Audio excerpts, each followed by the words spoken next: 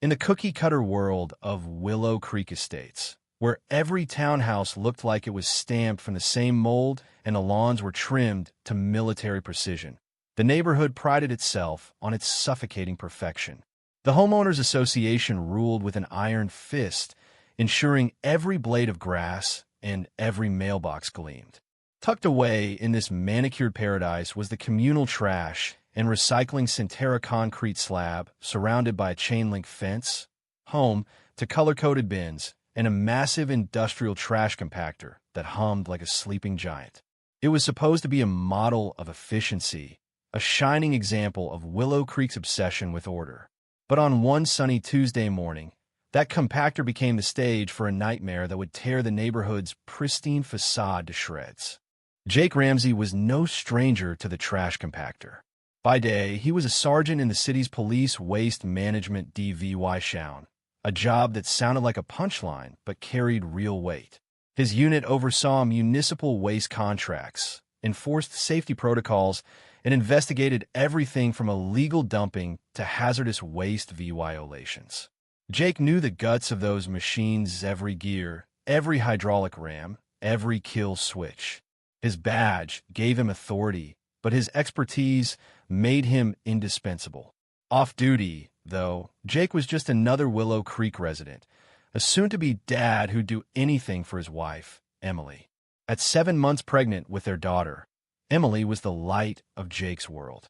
A car accident 5 years ago, caused by a drunk driver, had left her in a high-tech wheelchair, a sleek, purple-frame machine that was her ticket to independence. Emily, a talented web designer, refused to let her disability define her. She ran their household, attended prenatal appointments, and gated Willow Creek with a quiet strength that Jake admired more than he could ever say.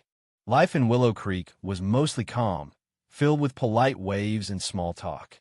But there was one dark cloud: Margaret Hensley, a wiry woman in her late 60s with a permanent scowl and eyes like a hawk. Margaret was the HOA's self-appointed enforcer. Her townhouse, perched like a vulture's nest overlooking the trash center, was a shrine to sterile perfectiono plants. No decorations, just spotless windows for spying on her neighbors. Margaret thrived on catching people in the act of minor infractions: a misplaced recycling bin, a leaf on a driveway. It was like she fed on their misery. From the moment Jake and Emily moved in, Margaret zeroed in on Emily, her wheelchair, and her pregnancy. It wasn't just annoyancy, it was something darker, almost unhinged. She'd file complaints about Emily's obstructive wheelchair, claiming it blocked paths when Emily transferred to their adapted car. Once, after a rain, Margaret publicly shamed Emily for dirty wheel marks on the sidewalk, her voice dripping with venom. Jake stepped in that day, his cop stare shutting her down. But Margaret's hatred only grew, her glares at Emily's growing belly sharp enough to cut glass. Neighbors noticed it too. Old Mr. Thompson, a kind retiree, told Jake he'd seen Margaret muttering about burdens and a pure community while watching Emily. What no one knew was that Margaret's sister had spent years in a wheelchair, a fact Margaret saw as a family shame. Emily V.Y. Brandt, pregnant and unapologetic, represented everything Margaret despised. In a locked drawer, Margaret kept a spiral notebook, its pages filled with obsessive notes about Willow Creek's impurities. Emily's entries were the worst, scrawled with words like contamination and cleansing. The night before that fateful Tuesday, Margaret wrote, "The clutter must be removed. The compactor is the solution. Tomorrow is the day." That morning, Emily wheeled herself to the trash center to sort their recycling, a chore she'd done 100 times. The compactor's low hum always made her uneasy, but she moved with care, placing plastics in one bin, paper in another. As she turned to leave, Margaret appeared, clutching a tiny garbage bag, her eyes locked on Emily like a predator. "Well, Emily Ramsey," she sneered, her voice sugary but laced with poison. "Still cluttering up our common areas with that thing. Some of us care about standards, you know." Emily bit back a sigh, refusing to engage. "Good morning, Mrs. Hensley. Just finishing up. Have a nice day." Margaret sniffed, tossing her bag into the bin with theatrical flair. Then, in a low, chilling whisper, she added, "Try not to block the way for those of us who contribute. Some things don't belong. They need to be cleansed." Emily ignored her, focusing on maneuvering her chair. But as she turned, a front wheel caught on a tiny lip of concrete near the compactor. She leaned forward, her pregnant belly pressing against her lap, hands briefly off the rims to free the wheel. In that split second, Margaret's face twisted into something monstrous pure, feral rage. With a snarl, she lunged, grabbing the wheelchair's handles, and shoved VYing it with terrifying force toward the compactor's open chute. "You want to clutter things up?" she shrieked, her voice raw with madness. "Let's see how you like being compacted." Emily screamed, a sound of pure terror, her hands clawing at the chute's slick steel edges. The compactor, already cycling, hummed ominously, its ram descending. Margaret, eyes gleaming with insane triumph, slammed the start button, triggering a fresh crushing cycle.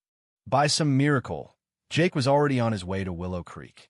He was there to check the compactor's new safety software, part of his routine inspections. As he turned into the complex, Emily's scream ripped through him, followed by Margaret's cackle. His heart stopped. Slamming the gas, he sped to the trash center, tires screeching as he skidded to a stop. The sight nearly broke him.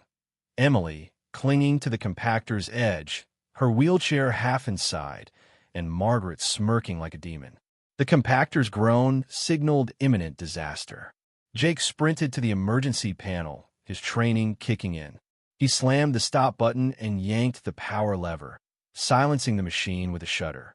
Rushing to Emily, he pulled her and the damaged chair from the chute. Holding her as she sobbed, she really tried to. "You're safe now," Jake whispered, his voice thick, his rage barely contained. Turning to Margaret, Jake's face was stone. She scoffed, trying to spin her story. "Sergeant Ramsey, your wife was misusing the compactor. I was helping." Jake's voice was ice.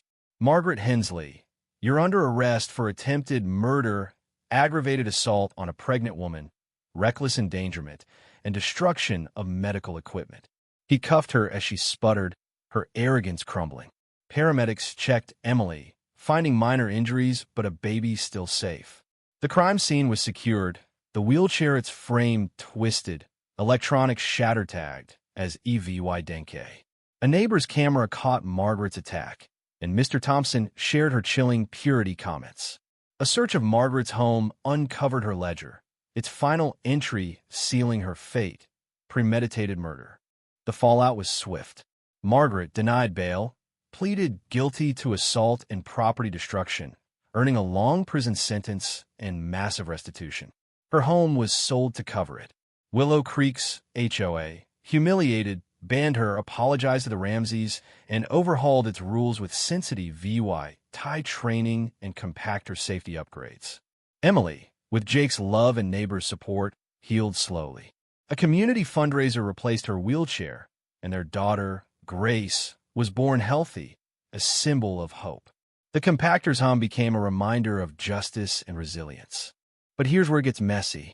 Was Margaret just a bitter old woman pushed too far, or was she a monster hiding in plain sight? Should the HOA have stopped her sooner, or were they just as blindsided? And what about Jake Hero or a man too close to the edge, arresting her with personal fury? Drop your thoughts below, hit that like button, and subscribe for more stories that'll keep you talking. What would you have done in Emily's place? Could you forgive a neighbor like Margaret?